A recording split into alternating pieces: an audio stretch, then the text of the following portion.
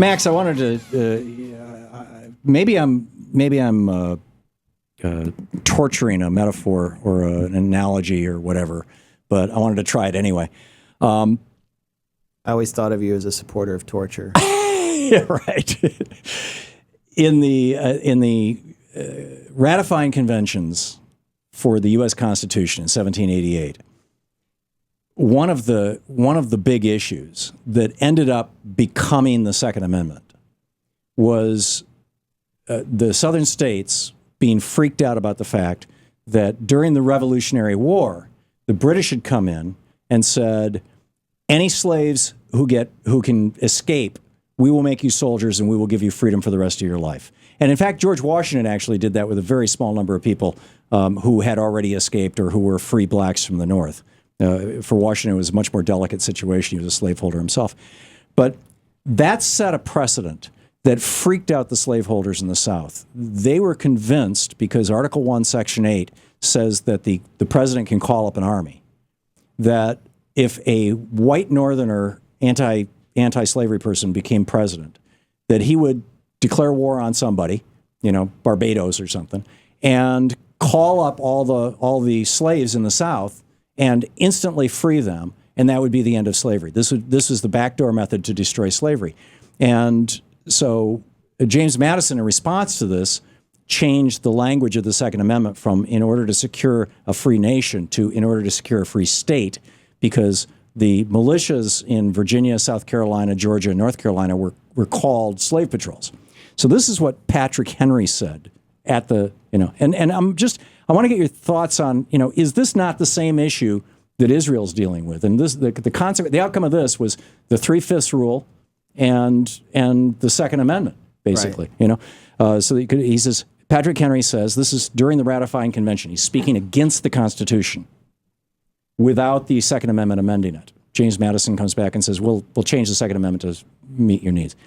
He says, in this state, there are 236,000 blacks, and there are many in several other states, but there are few or none in the northern states. And yet if the northern states shall be of opinion that our slaves are numberless, may they not call forth every national resource? May Congress not say that every black man must fight and join the army? Did we not see a little of this in the last war? Acts of Assembly passed that every slave who would go to the army should be free. They will search that, and then he speaks of the anti-slavery Northerners. He says, they will search that paper, the Constitution, and see if they have the power of manumission, which is freedom from slavery. And have they not, sir? Have they not power to provide for the general defense and welfare? May they not think that these call for the abolition of slavery? May they not pronounce all slaves free? And will they not be warranted by that power in the Constitution? This is no ambiguous implication or logical deduction. The paper speaks to the point, the Constitution, that they have the power in clear, unequivocal terms and will clearly and certainly exercise that. In this situation, I see a great deal of the property of the people of Virginia in jeopardy and their peace and tranquility gone. Property, of course, being a code word for slaves back then. Yeah. Is not Israel dealing with a somewhat similar situation? They've got a population that they don't want to allow to vote. They don't want to give them access to the ballot box. And yet they also want to hold and control that population rather than giving it, rather than saying to the Palestinians, okay, you can have your own state.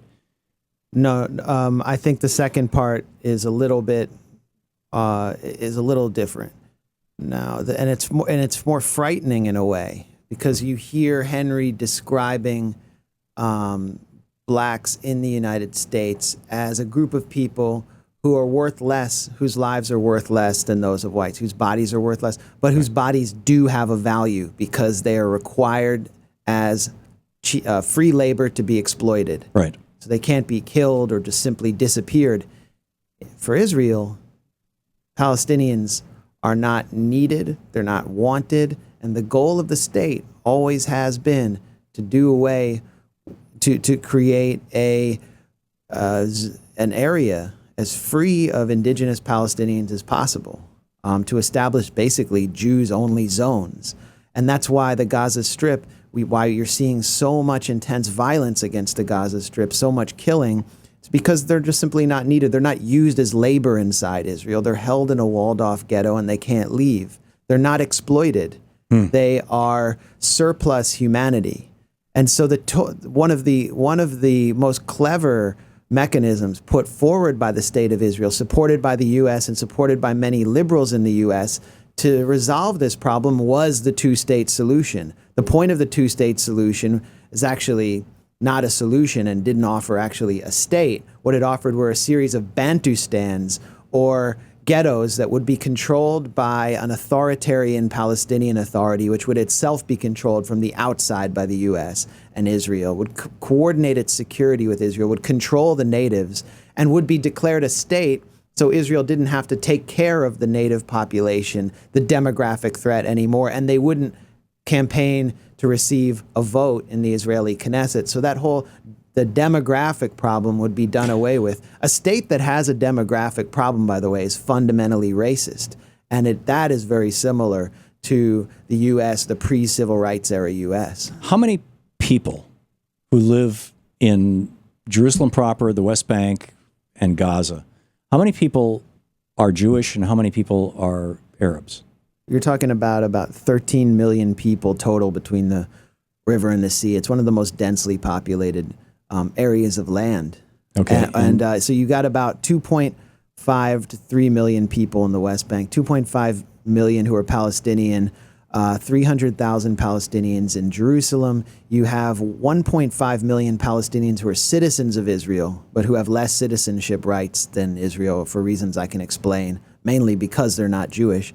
And then in the Gaza Strip, you have 1.8 million people. So actually, 6 million Palestinians. So actually, if you consider the fact that Netanyahu has said that he will never implement a two-state solution, that the two-state solution is that the U.S. has put forward as a non-starter for Palestinians because it doesn't give them East Jerusalem, and it forces them to recognize Israel, not just as Israel, but as a Jewish state in which Palestinians will have inferior rights.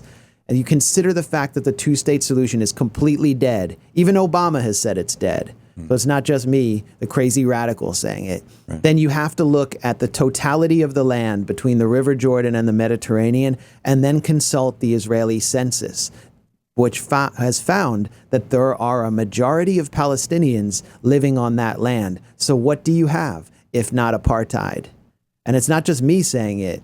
A major Zionist liberal columnist in Haaretz magazine just 2 days ago came out and said, I have to admit, it's finally apartheid. And let's not forget the words of Jimmy Carter.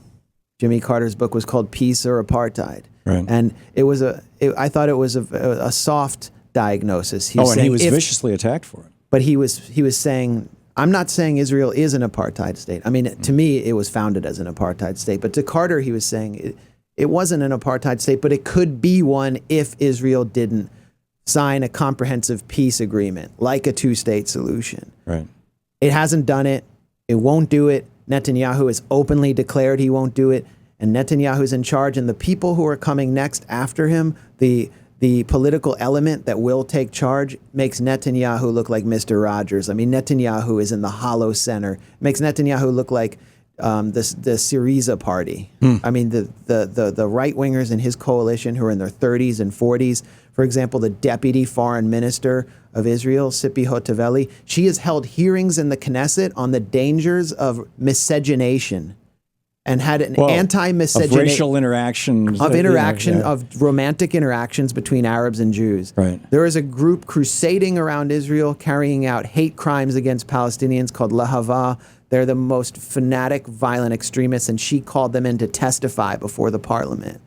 The justice minister, Ayelet Shaked, who is from the Jewish Home Party, has called for the extermination of Palestinian mothers to prevent them from giving birth to little snakes. And she is on the rise. But currently, she's in charge of she's overseeing the Israeli court system. Wow. So Netanyahu is comparatively liberal to these figures. Yeah. I think it was one of the first couple of times that Louise and I went to Israel. It would have been the late 70s. We were driving up that main road that goes from Jerusalem and then through Nablus and through up to Nazareth. You know, you can't do that anymore. Yeah, I know. But, you know, it used to be just a nice little straight road. You'd drive it in about an hour and a half. And we picked up a woman who was hitchhiking, who was dressed in military dress and had a machine gun. Yeah. And she hopped in the back seat, and Louise said, is everything okay? Is this safe? And then one said, oh, yeah, it's tomato picking season. You know, you don't have to worry about the Arabs. They won't be a problem until after the tomato picking season is over. What happened to the tomato picking season?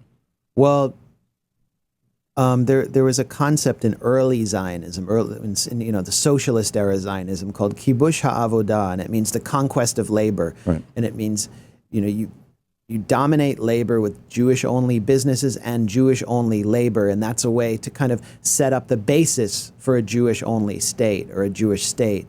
And that also requires boycotting Arab labor and punishing Jews who employ Arabs. And many of those Jews who employed Arabs were part of the revisionist wing of Zionism, which actually formed the basis for Likud Zionism, which believes in the greater Israel. So this is kind of the concept of the Labor Party and its antecedents in socialist Zionism, Mapai, Mapam, emphasized separation between Palestinians and Israelis. And that's what has led to the disappearance of Palestinians from inside Israel as labor. It really happened with the Oslo Accords and the drive for a two-state solution.